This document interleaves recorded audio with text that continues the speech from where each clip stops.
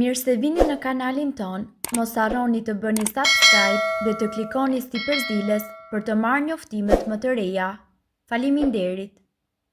Mjeku çudit botën, ja sa feta bukë duhet të hani sipas moshës që keni. Të dhënat e Eurostat tregojnë se shpenzimet e shqiptarëve për bukë dhe drithra janë shumë të larta në raport me të ardhurat e tyre. Sipas të dhënave, këto shpenzime janë më të larta krahasuar me vende të tjera të Evropës. Buka është theksuar si diçka kryesore për çdo njeri në këtë vend. Aq më tepër kur në çdo vakt na vjen natyrshëm të themi le të ham më bukë. Por, siç thot populli, gjella me krip dhe kripa me karar. Ndaj, kur vjen fjala tek konsumi i bukës, edhe ai duhet të ketë një kufi. Çdo drith tjetër mund të mbulojë nevojat jetësore për bukën. Racioni i nevojshëm ditor i drithrave. Sa feta bukë janë të nevojshme? Një fet bukë normale konsiderohet si një racion, por jo çdo fet është e njëjtë me tjetrën. Ndaj, ju duhet të keni kujdes që buka të jetë gjithashtu me drithra të plot, po ashtu racioni ditor i bukës dhe i drithrave është në varësi të moshës, gjinisë dhe të aktivitetit tuaj fizik.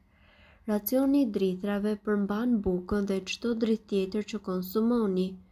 Ekspertët gjithashtu thonë se gratë nga 19 deri në 50 vjeç duhet të konsumojnë 6 racione drithi në ditë. Gratë mbi 50 vjeç duhet të konsumojnë 5 racione drithi në ditë. Burrat nga 19 deri në 30 vjeç kanë nevojë për 8 racione drithi në ditë, ndërsa ata nga 31 deri në 50 vjeç kanë nevojë për 7 racione. Burrat mbi të 50-tat duhet të konsumojnë 6 racione drithi në ditë. Fëmijët dhe adoleshentët kanë nevojë për më pak racione drithi në ditë. Drithrat e plota. Sipas të dhënave, drithrat e plota, pra jo të përpunuar, janë më të pasurit në ushqyes. Ekspertët gjithashtu këshillojnë se gjysma e bukës që ju konsumoni çdo ditë duhet të jetë e përgatitur me drithë të plot. Ushqyesi që ofron buka. Në varësi të drithit të përdorur, buka ofron vitamina të grupit B, minerale dhe fiber. Vitaminat B e rregullojnë metabolizmin dhe ndihmojnë sistemin nervor. Fibra gjithashtu është e nevojshme për tretjen, ndërkohë që mineralet janë të domosdoshme për sistemin imunitar dhe nivelet e oksigjenit në trup.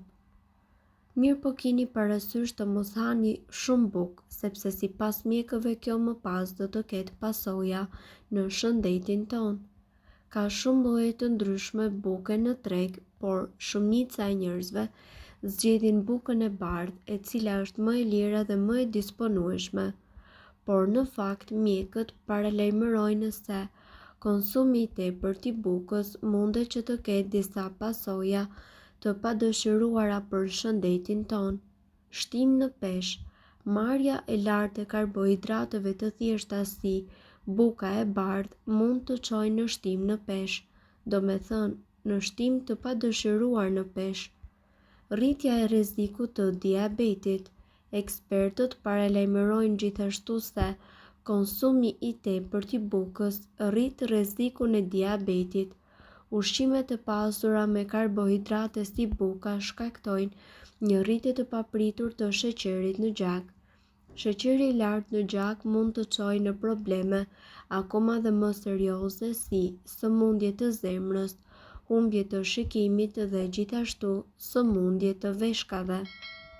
Prandaj, është e rëndësishme që ju të mbani nën kontroll sheqerin në gjak. Problemet e lëkurës. Përveç problemit të peshës së tepërt dhe rrezikut të diabetit, konsumimi i tepërt i bukës mundet që të sjellë probleme me lëkurën tonë.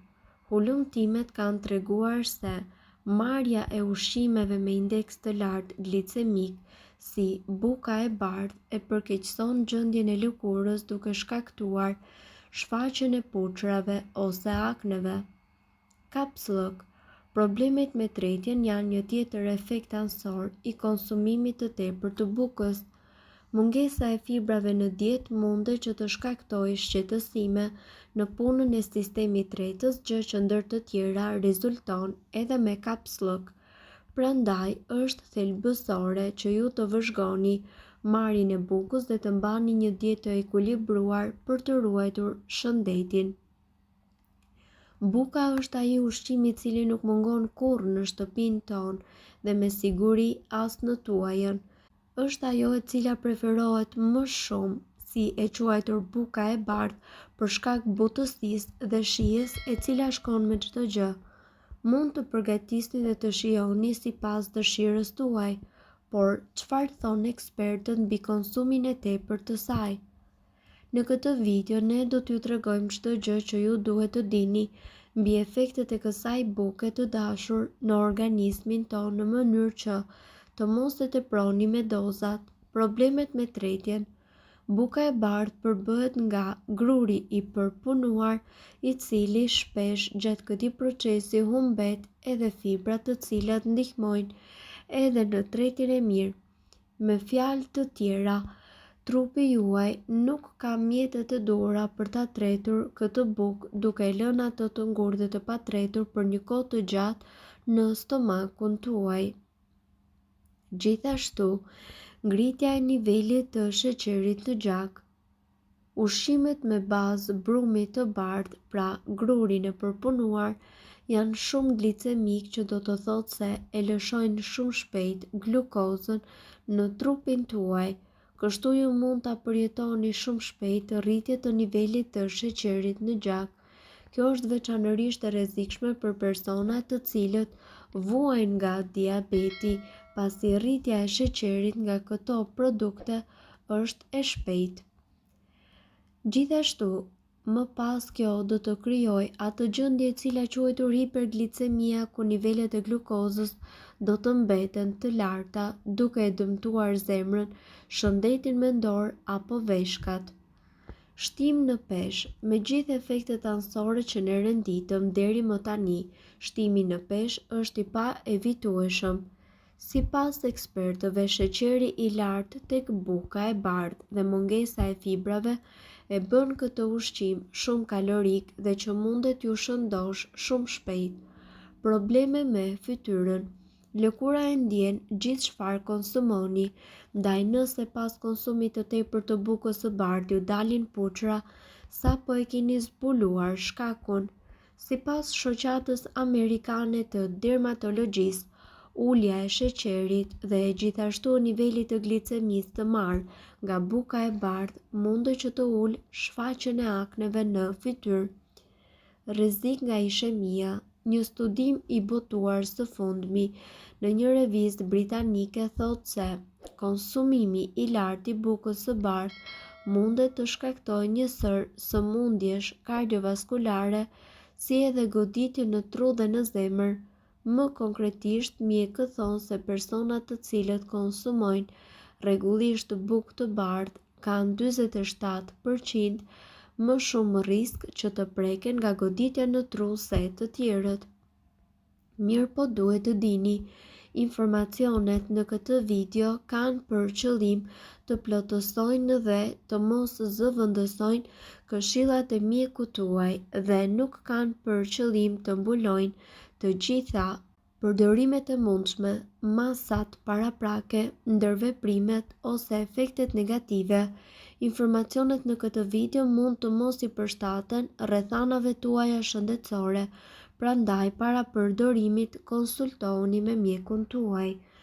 Nëse doni të dëgjoni video tona që ne postojmë çdo ditë, kliko subscribe. Njoftojmë gjithashtu të bëni like në video tona nëse i keni dëgjuar dhe pëlqyer ato.